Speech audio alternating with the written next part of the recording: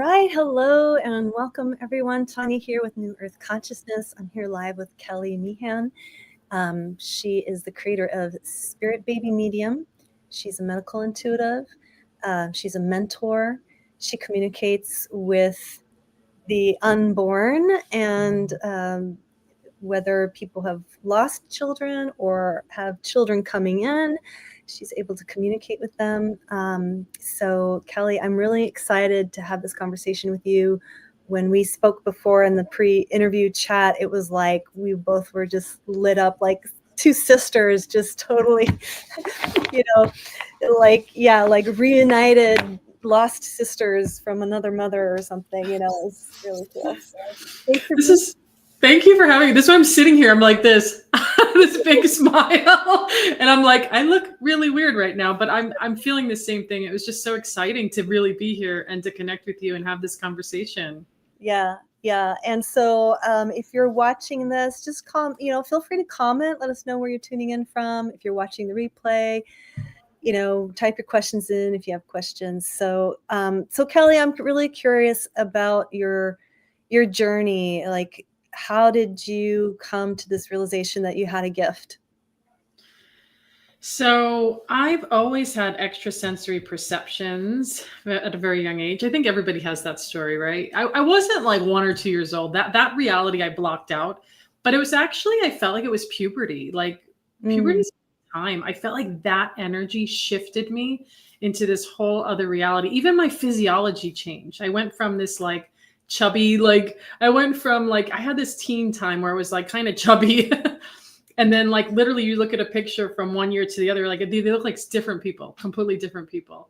And I felt like I was transformed biologically and spiritually, energetically. And that moment in my teen years, I felt like it was one moment, but it's probably more, that I opened up the doorways to knowing and seeing and understanding I want to say not understanding, but seeing a lot of things and not really sure what to do with that. And then fast forward a few decades later, I took what I knew and I started to notice that spirit babies in conception, mostly in pregnancy initially, had conversations. They had things to share. And at first I was like, is this happening? So what I did at the time when I worked at the university, I said it. I said, this is what I feel like your baby's saying. It was actually received quite well.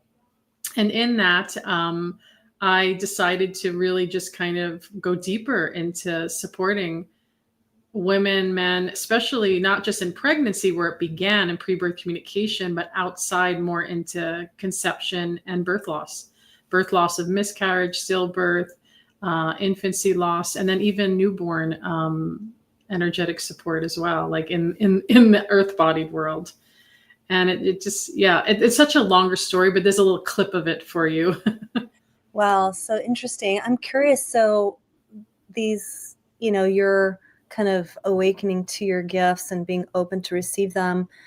As a child growing up, like, were your parents of the same cloth, or were you kind of like a black sheep, or was this something that you shared with your family? I mean, how did that come about? Or was that not there at all? Were you just kind of... I felt like I was kind of on my own. My mom actually was really big into seances and spirit communication, but I was scared of it when she brought it up. It didn't feel right to me. It felt like, oh, this sounds really scary at being young. And I think now I realize that was protection. I don't think I was meant, because she was like, you want to come? I'm like, no. I felt like I don't know, I wouldn't know how to handle those energies in that time with just learning about it, which was very good. I'm glad I was able to have that voice. So she's always been open in that aspect, but I never really talked about my own, I like being an empath and stuff, but I started to have a lot of certain visions and telepathy with my dad. And he was kind of open, but he was also very self-involved. They're very self-involved, which to me felt like I actually had space to explore. Because nobody was like, there was no like high religion. There was no like, I always feel like religion really messes stuff up for people. Like I was like, whatever. It was more of like, you're on your own. And it just kind of came together and then, figuring it out. But I never once decided to suppress it, actually. Yeah. I didn't have to. Like I felt like there was a lot of permission, and a lot of people get suppressed, right? And Yeah, then they're like, religion, yeah, like you said, I mean, you said it, like religion is the one thing I feel like gets in the way, right? It's got all these rules, and I don't know, it's like you're just supposed to follow the rules, and but then these rules don't really explain these other experiences that we're having, right? yeah, And so then we're told like that's bad or that's yeah. something we should reject, and so then we shut down our gifts. And yeah, it's a common story for sure. So yeah, so that's great you didn't have that hurdle to have to like disentangle from. um so interesting. So you said you were in university. So like I wanted to point out, like you're not just this like fringy woo woo, like way out there. Like you have a really strong background in, I would say, academia, right? Well, I have my bachelor's in arts with psychology and my master's in clinical psychology with a somatic psychology emphasis. Mhm. So that brings me into, embodiment. I mean, somatic psychology is incredible. It is beyond the future of just healing and wellness because we are our bodies. We're not just our brains floating around. And I learned so much from that. And, I also learned about, the pros and cons of that field of psychotherapy even. And I'm not gonna, be super negative about it, but it just needs a lot of more work. Right. It's still not the whole It's not the whole, exactly. That's a good way of saying it. pie, the whole, I don't know, Yeah. there's some cliche statement. I'm not the whole shebang. I don't know. Yeah, and I think it's just one part, but I got a lot of that, insight and information, because a lot of people don't realize when you're studying clinical psychology, it's not about the book and technology, like it's not about the academia really, it's actually about the experience. Like you have to go through psychotherapy, you have to, in this particular study, I had to get 60 hours of hands-on body work somewhere. Like I had to be trained in it because they really wanted us to really walk away with some strong foundation in body mind psychotherapy, even though I completely went to attachment parenting because there was an overlay of classes. There was two programs. I did the somatic psychology, and there's pre-perinatal psychology, which is like a very rare like study. There's not that many institutes, and I was really scared of that Interesting. Why? because I didn't realize I had a lot of foundational birth trauma. Oh, wow. Like I just was very avoidant of it. It was very deep and subconscious. And then, I got a little bit of lessons in between. This is why I love the organization Birth Psychology. It's just incredible. And then I started to say, oh, there we go. Because we do have a lot of foundational things. So like how we were born, how we were cared for, and some things intentional, some things really not intentional. Yeah. And then we create these imprints and then it really reacts to who we are in the world. And so I had a little overlay of that. And it's funny now that I think about it because I'm like, wow, that would have been cool to study it. Interesting. Yeah. I mean, I can speak for myself that, yeah, a lot of like, yeah, my initial trauma was a birth trauma as well. Like my mom got the epidural and I was just completely numb. I didn't, my body physically was numbed by the epidural. And, so I didn't have that incarnating experience, right? Like there's that, and it's interesting, they talk about the difference between, vaginally birthed children and those that are C-section. Those that are C-sectioned out, they don't have that, excuse me, that incarnating experience of being, pushed through, right? They're just kind of plop out, they don't have that experience.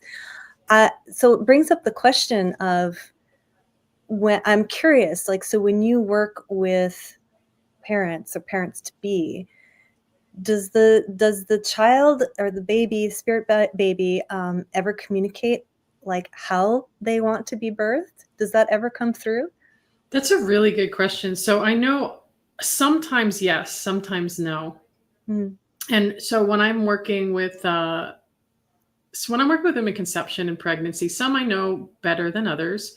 And those that have come in conception and they're pregnant and they're moving closer to pregnancy, typically I tell them to come really close to birthing time and we look at the birthing energies at that point.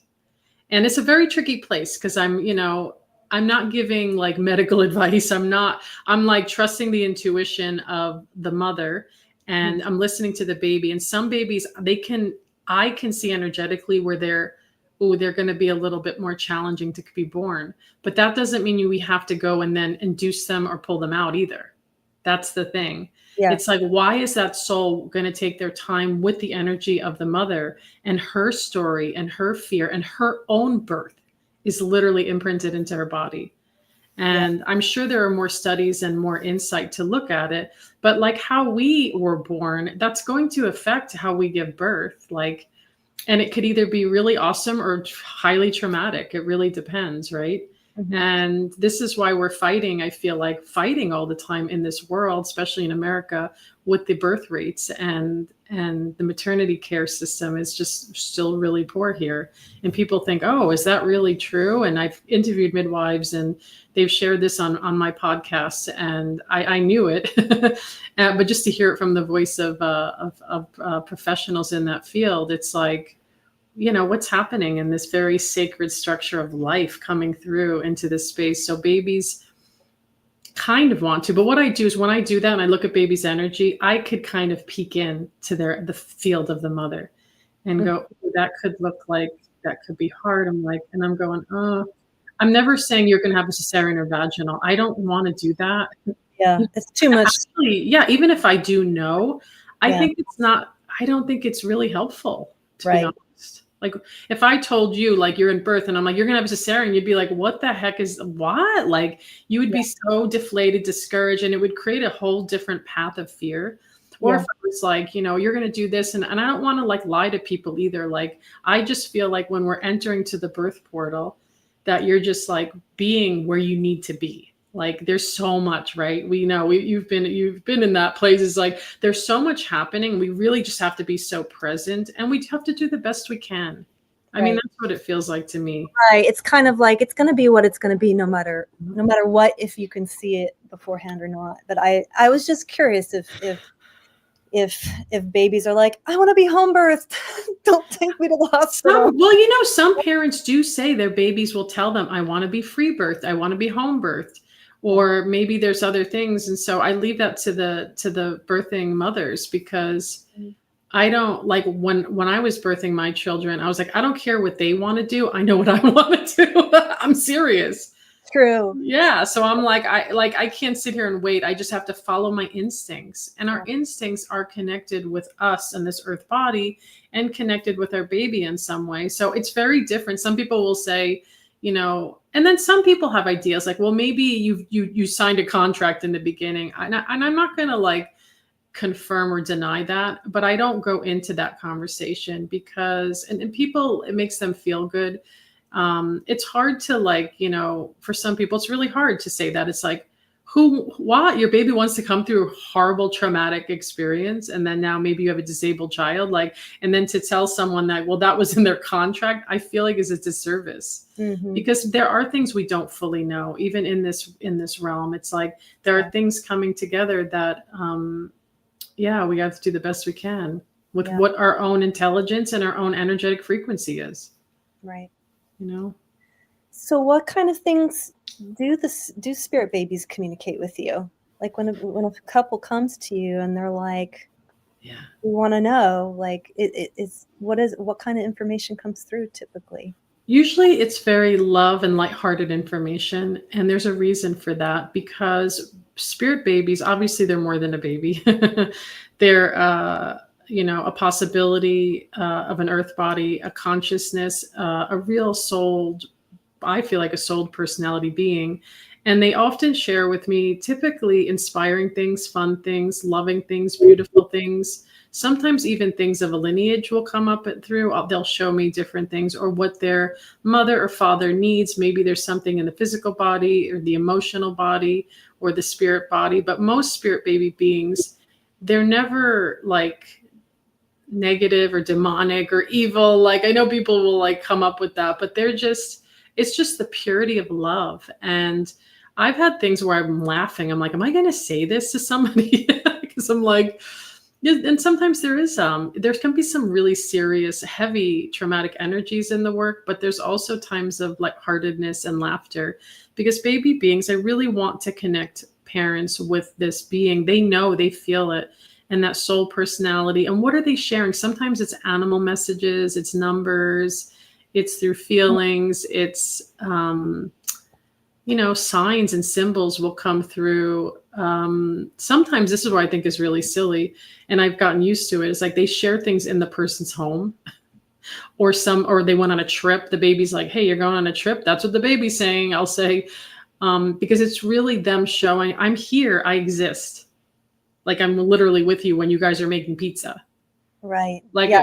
I'm like, I don't know why the baby wants like, or hey, the baby's talking about a sock, and this woman's like, oh my god, I have this sock right here from my son or whatever, and it's like, it's just they're like they want their parents to trust this instinctual connection that they are here, even though they're an energy form. And I know people, and the language of energy is its own language, and with some people it can be quite challenging to trust and feel into this other truth that's with us. Hmm.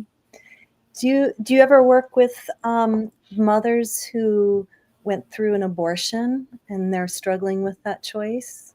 I've worked with everything from, IVF with surrogacy. I've worked with adoption. I've worked with Mm. embryo adoption, sperm donation, you name it. And then miscarriage, all kinds. And then, yes, termination. Yes, there's a lot of women that have had a past termination, sometimes more recent. And we work with that energy. And I usually, women, and especially women in deep grief around it, because oftentimes it was, maybe not wanted, not a choice they wanted to make, right? Or there's medical termination is a really big area I'm getting a lot lately. And Mhm. it's so incredible. Actually, I'm thinking of this one woman that just came through like a month or two ago, and her daughter, like this woman was just struggling and so much suffering, not realizing her daughter was always in communication with her. And it was such an incredible healing experience. And it's such a gentle space that I like to create with tenderness and grief, especially. Yeah. And in this, she literally emailed me like a week or two later, because in the session, I said, your daughter's going to bring you flowers. I don't know. I was like, literally, I was like, what is this? And like this coworker, like randomly gave her a bouquet of flowers. And it was the weirdest thing to her, because she was like, what is happening? And then she had that moment where when she felt that, she thought of her daughter. And then that's where it's like, bam, I get chills saying it. It's like it all comes together. Like it offered this mother something powerful, because she's wanting to move into, and I've had a lot of different things like that. And I'm going, oh my gosh, spirit baby, like you want me to say this? Like, what if it's like, how is these flowers? And I have to like step away and go, you know what? Things will come through when we're open. And, so that story I'm connecting with is like the grief and heartache that women carry, and that it's really collective, and it's really because of the world, and because honestly, it's religion. It is the world. You just said it. Like I had a client recently who was working through that choice that she had made, and women. I feel like a lot of women make that choice to terminate because of the world, because the world feels like it's too overwhelming right now. I'm not ready. I need to be like financially secure, and all those, have all my ducks in a row. And I think it's interesting that from the child's perspective, and of course, in this particular case, it was that this woman's love is enough. That you Mm, don't need to have like the career, the everything, all the ducks in the row.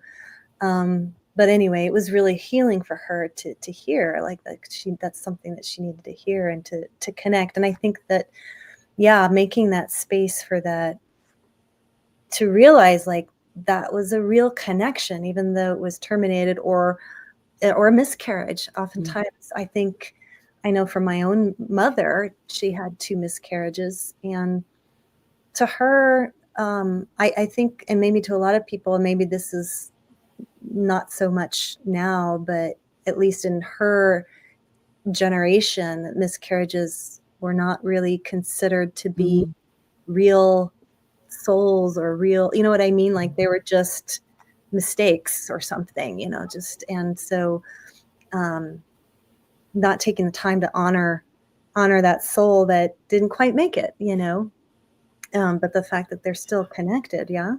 Yeah, I mean, miscarriage is huge. That's a really big specialty area that happened come to me. It wasn't like I Mhm. call it a specialty now because that is the highest amount of women that I work with in miscarriage. It's like every week there's not I've never gone a week without someone who had some kind of early or later miscarriage. And of course all the other there's stillbirth too, but Yeah. especially miscarriage. And it is looked as energetically, societally, like as less important. It's still steeped in the consciousness of people because people don't know what to do with death. Mm. That's Yeah. all it is. It's like, oh my gosh, because death happens inside the body.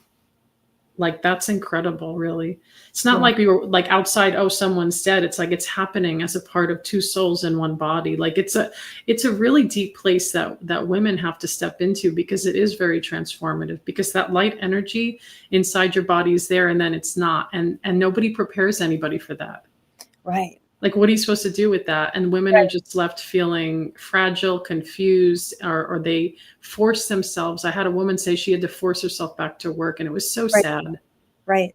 Yeah. She didn't even grieve properly, and then she had chronic issues, physical issues, which there are typical areas of the body that Mm. will hold physical grief traumas, and they just keep physically because our bodies need to rest.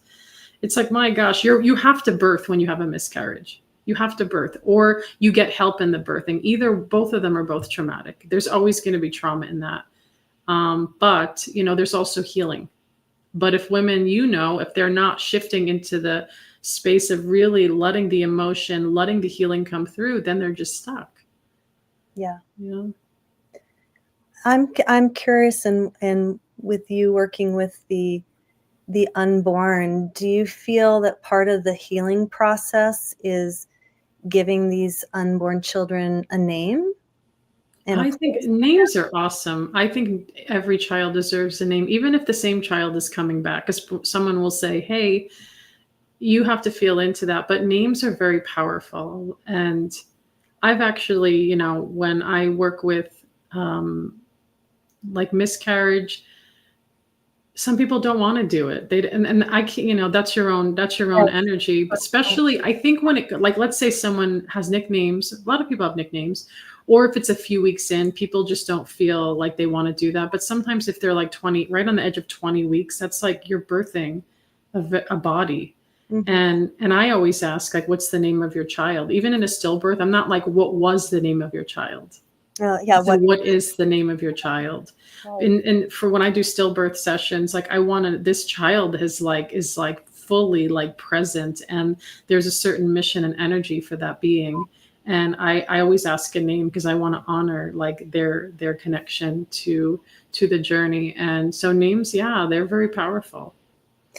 So the children that are coming in, do you see, like, so in a miscarriage, do you feel like that's part of the soul contract, that these children coming in know that they're not going to come to full term and they're just here to That may or may not be true. I know, remember the contract thing. Everybody wants the contract right. conversation. We can perceive it any way we want, but everything is frequency. Mm. So when a frequency isn't ready, it doesn't always have to be. Mom and dad always think maybe they're not ready. It's more than that, because if frequencies aren't matching, they can't come together. And it can also be the collective of where humans are. If there are certain frequencies that feel like they can't come through, then they're not going to come through. And there's a mystery in that. Like, it doesn't make any logical sense, right? It's like, well, what does that mean? And we try to find it, right, biologically, scientifically, but there really is a lot of still confusion Mm. on these things. But I feel like that's where the women, who are embodying life and death, have to slow down. And I'd say about like every woman I've ever met that has had a miscarriage has found something inside them, like something is speaking to them. Do you know what I mean? It's not like, oh, I'm Mm. just going to have a miscarriage and move on. Then they're going to struggle or they're going to suppress it. It's going to come up at some point. It Yeah. comes up, even if a woman ignores it over like 30 years, 40, whatever, it comes up because it's important.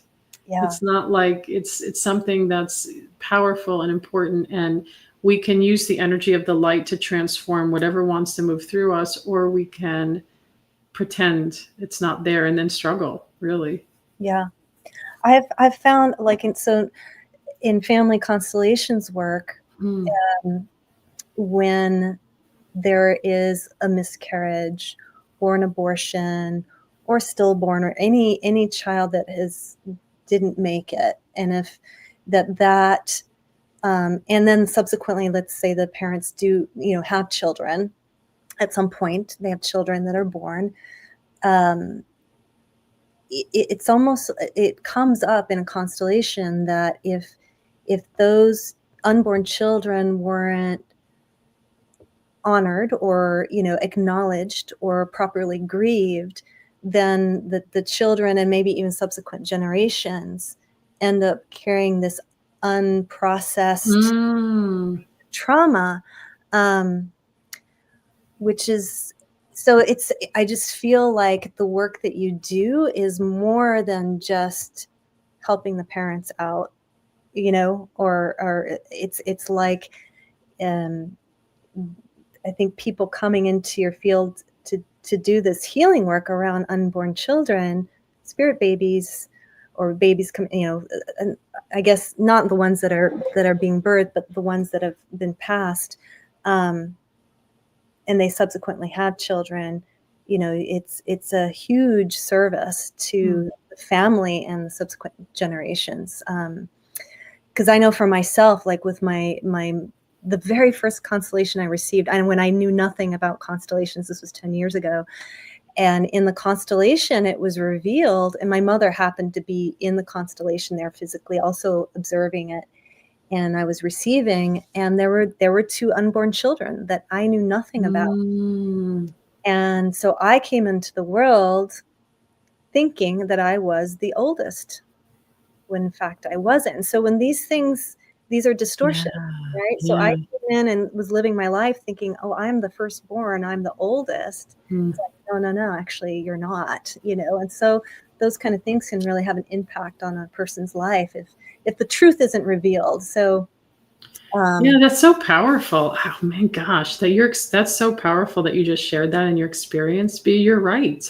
yeah, And nobody does really look at that. And I really appreciate how you're literally just like seeing even my work. Like people think, oh, spirit baby, it's fun, but there's some really deep shit. Can we say yeah, shit? yes, you can say Okay. There's some really deep shit that wants to be revealed. And lineage is so powerful, and ancestors, and people always think pray and worship to your ancestors, but what if you had bad ancestors? I'm not trying to scare people, but not everything is like happy go lucky. It's like, but what we're transforming through. I actually did family constellation one time a long time ago, and it was wild, because I was like, this is fucking with me, because I was like, it was my family, these people were like my they literally acted like them. right. I was like, how is that even possible? I was like blown away. Oh, I And was blown away too. yeah, and yeah, and I love that part of the healing that we're in, Yeah. because our minds can't try to figure it out or plan it. And that's what I love about this work. Like when I'm sitting with people one on one, I have a little like template, right? But I don't know what's going to come up. And sometimes I'm like, oh, I don't even know what that is. And that's what makes me stay in the work, because I don't want to be bored by cookie cutter, hey, let's just, like, let's look at some deep stuff. And I say in conception is where the deep work goes with most women. In pregnancy, I pull back a little and I keep it on the surface, because it's not about, it's about, so I tell them, like, in conception, we're going to go a little bit more and see what wants to kind of come through. And of course, with more consistent support, deeper things could keep releasing and restructuring. But yeah, that's fascinating, because you're not, right? It's like, and then now you're making me think, like, my mom said she had like 6 miscarriages. So does that mean I have 6 siblings? Like, I don't know.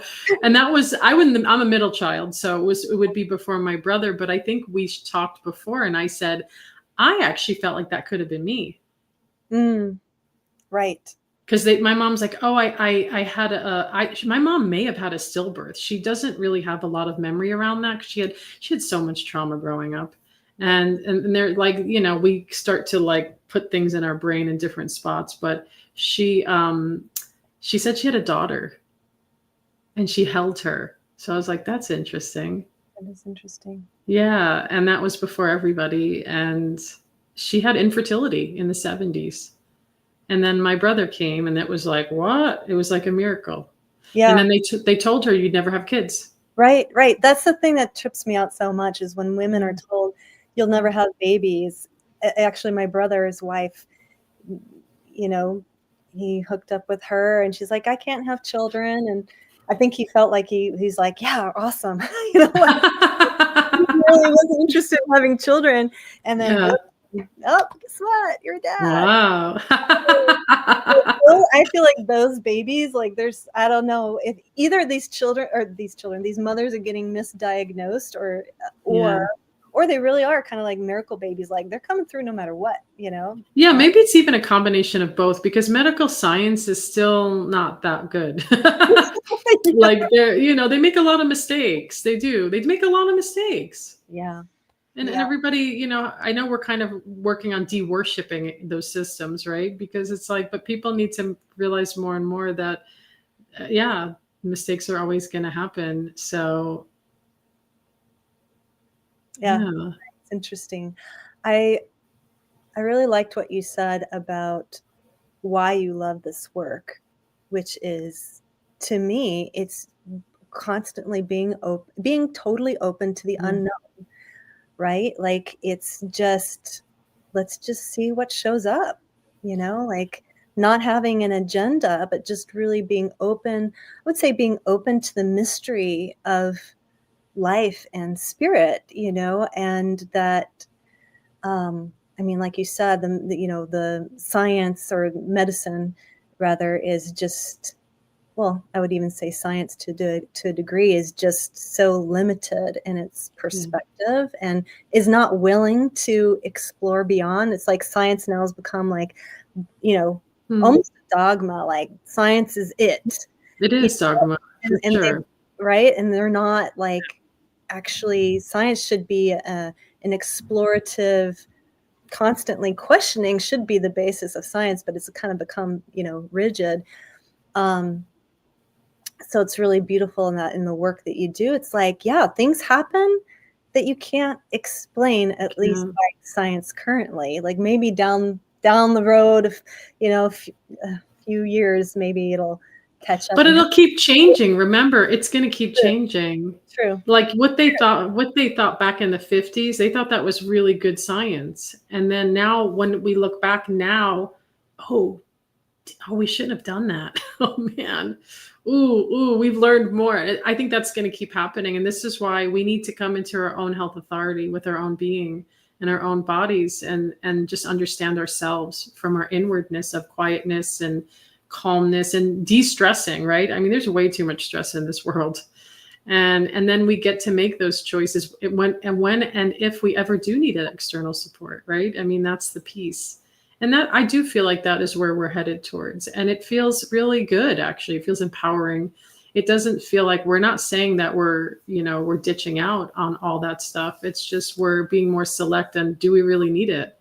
And then how do we call in something that is on the new end of exploration, like frequency medicine. Right. It's incredible, like stem cell like healing and activation. And it's like, wow, like, and it's less invasive and the body just knows how to heal with it. It's like, that's the science I like, regenerative science like that. That's really cool. It's like, wow, that does something. And again, it's the future of healing. I think, all these old things, even in the birthing and the conception, even with fertility, like treatments and things, it's like, everybody's like diagnosed with something now, even when it's like maybe something small, or it's just, and it's so tricky because with fertility experts and medical doctors, they all have a different vision of what they learned and how they put it together. Cause it's like, man, I've listened to all these different fertility people throughout the years. Like, and I say fertility people, I should say my clients, and listening to their stories and like really tuning in to what's happening and what that looks like and what are they being told? Is there anything even really wrong? Right. Yeah. Sometimes there's nothing wrong, but it's like we have to find something wrong. And then what happens with men and women, they become the experiment and they put their bodies through a lot. And then Right. they don't have a baby. And Right. it's like, Right. So So those cases will challenge me and I will take them. But if somebody comes to me and they're like, hey, I had 10 IVF rounds, you know what that means? I don't know if you know that. So when someone says, okay, when yeah, they yeah, say they've had 10 rounds, it's like they've had it 10 times and they come to me and I'm like, I'm no miracle worker. I'm like, you should have came to me with one. And then right. let's see what the energy goes, because then there's an abusiveness to it. Yeah, at 10 times, it's like, what are you doing? Yeah. You should stop at, yeah, like you said. You just have to I'm not anti-IVF. I work with a lot of that energy, but it's like, whoa, I have a whole protocol of like slowing down. What are you doing? Like not just, you know, pushing, pushing, pushing.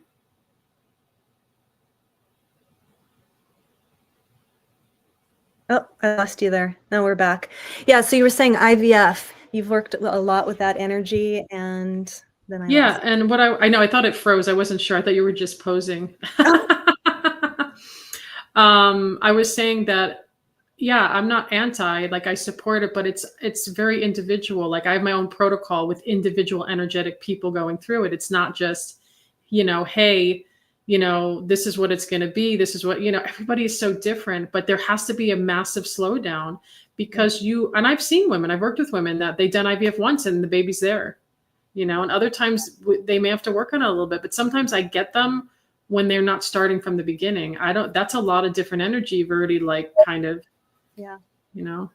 We have a question that came through, which is, do you have anything to say about birth control, insulin resistance, and autoimmune issues? Yeah, I can say a little bit. Well, birth control, I'm not sure what you mean by that. Are you talking about synthetics? And I'm assuming, is that what we're going with? Like, No idea, but yeah, you could answer to that, I guess.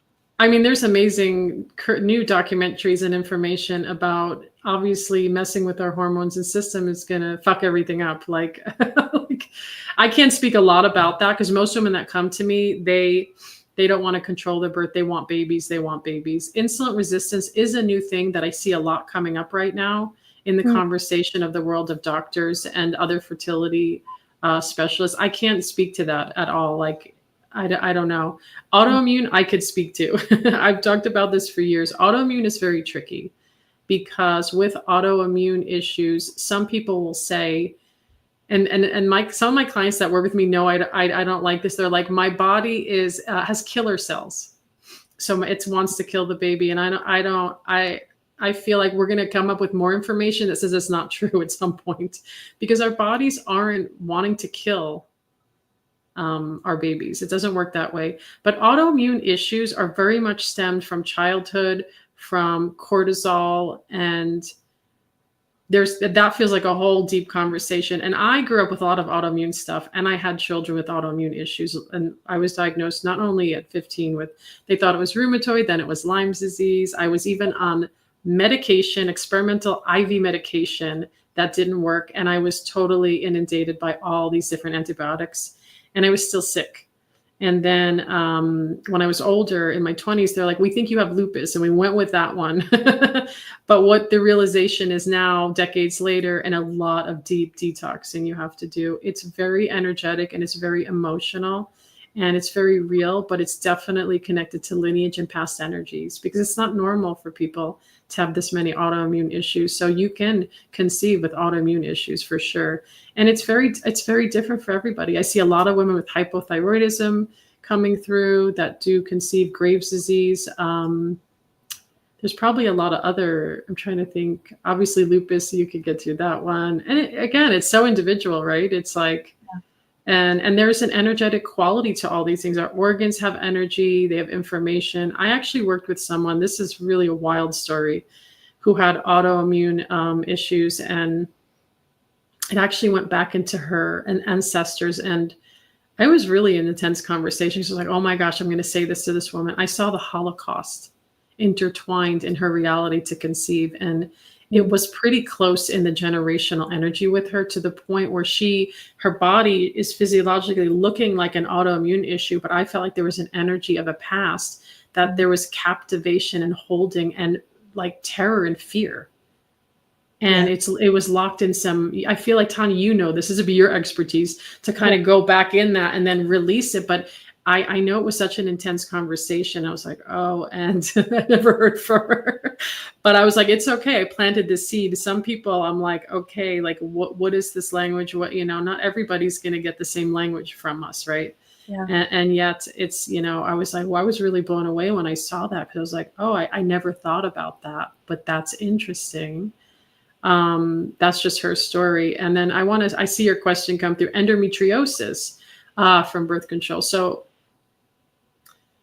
that to me would be two separate energies together, in a sense of like, what was the energy before the birth control? Because endometriosis, we can have physical nature can replicate it. But when I've worked with women with endometriosis and I've looked at the energy lines, it's very instant to me. I can tell when it began. And typically it doesn't just begin overnight. It begins as a teen or in the 20s. And there's something in the reality of the person connecting with the environment that then creates this shift. And it could be connected to a lineage as well. I hope that's not confusing. Does that make sense, Tanya? That makes sense. Yeah, Okay. That makes sense to me. Yeah, definitely. Yeah, it's not so direct to say that birth control is the cause of endometriosis directly. It can definitely like make it something terrible and make it worse for sure. But when I'm like really tuning in, endometriosis, inflammatory sacral energy, why is the body creating this barrier? What is that energy? Teresa, you're probably an empath, I'm feeling. So it's like the empaths have to create walls and barriers, not intentionally, but it's kind of like that's what's happening. Yes, that's my daughter. You and your daughter, because the empaths just don't grow into the families without everybody being that way. So then it's kind of like, what is being taken on and what is this energy? And there's a lot of deep working around it, just through the family lineage. But also, again, I love these frequency light therapies right now. And as a teenager, I mean, with my teenager, we do light therapy. We do things to help his body heal holistically, which, look at me. As a teenager, they put IV medications in my body, which were terrible. Yeah. I mean, I tell this story to people. They're like, that happened to you? And I'm like, yeah, that's real life. Yeah. And it's like, I see my son now, who's coming into the same age as I was when I was sick, completely healthy, but also doing things differently, right? Having a more hopefully regulated mother. I didn't have a regulated mother. I had nobody to regulate with. Totally. And then sickness becomes. And so sometimes it's a little bit of, a searching journey. And sometimes, like, I've seen endometriosis energy through family. Mm-hmm. It's like the mother, the sister, the aunt. Sometimes it's just like this thing. It's like, what is that? And again, I like to sit in those spaces and do the medical intuitive, like looking. And what I like to do, not just seeing the origin, but going, hey, what does that person's body need from her or him? Uh-huh. And everybody's body is going to have a different answer. Like, I really want this or this or this or this. And I'm always like, oh, that's fascinating. Mm-hmm. And, but I do feel like we can heal these things. Yeah. Amazing. Well, I'm going to have to wrap it up. We could talk for hours. I know there's just so much in this topic, as you all can probably tell. But I wanted to ask you, Kelly, so people can find you at spiritbabymedium.com. And do you have what are your current offers? Like, is anything else you want to share before we sign off? Well, you can always, reach me at newearthchildren.com and at Spirit Baby Medium on Instagram. I love to kind of jump and do lives and share a lot of things. I have my podcast, Spirit Baby Radio. We just hit over 200 episodes. And I have my book, of course. I'll show you my book. Notes from a Spirit Baby Medium. Everything you need to know about Spirit Baby communication. I actually had some people who weren't in pregnancy or conception buy it, because there's a whole chapter on termination and just healing. Like, we were all one spirit babies, so why not? And those are, and then the new year, come and see what the offerings are I'm creating in the moment. Beautiful. Awesome. Oh, so good. Thank you so much, Kelly. Thank you, Teresa, for asking your questions. And thanks to everyone that's watching the replay. Be sure to like and subscribe. Share this information with women that you know, or parents, or people that are wanting to conceive, or just parents in general that need Kelly's support. So yeah, thank you, Kelly, for being here. Oh, it was so wonderful. Thank you for having me. Yeah. All right. Bye, everybody, and take care. Bye. See you soon.